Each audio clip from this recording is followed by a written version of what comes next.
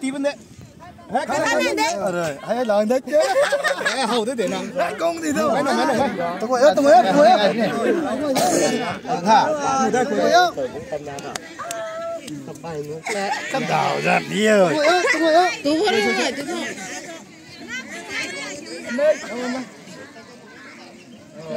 Nó là gì thế thôi. Nó đã đi ăn rồi. Là mong là nhỏ tha là Trời đây đi. Ông là Con đâu, ba nó có cái rổ của ta đi.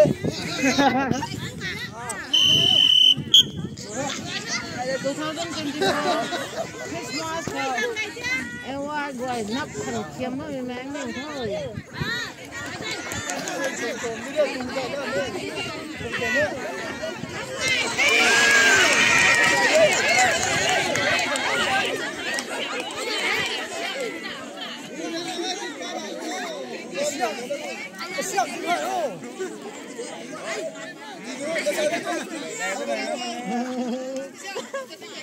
tôi có mà cái tao nó cầu đủ thật là khó hiểu mà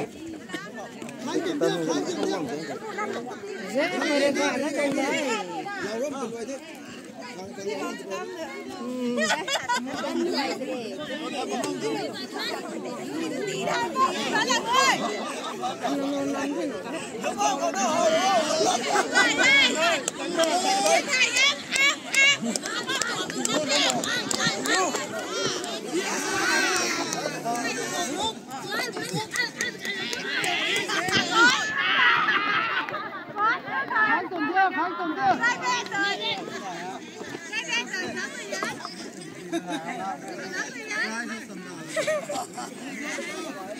Ngon đấy. nó hồn là cái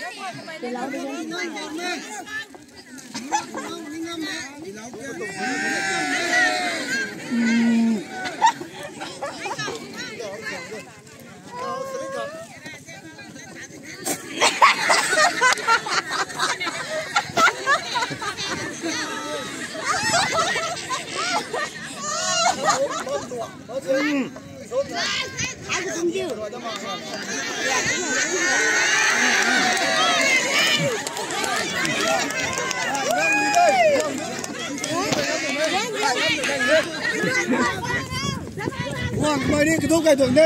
Ngoan rồi. Ngoan, mày đi cái thuốc cải thưởng đi. Thì đó thì cái thưởng ngon đấy. Đấy, cái thưởng ngon đi coi.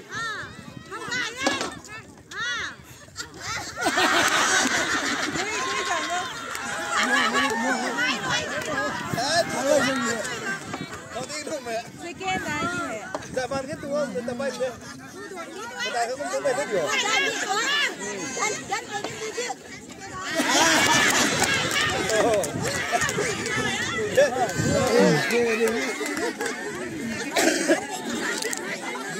Thích chứ. Bên ạ. Chúng em thôi.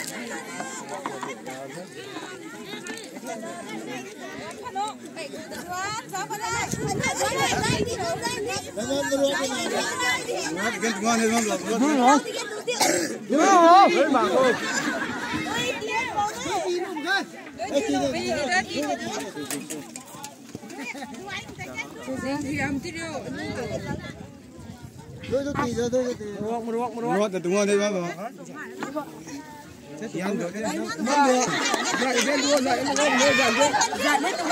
Dàn tu thao mẹ.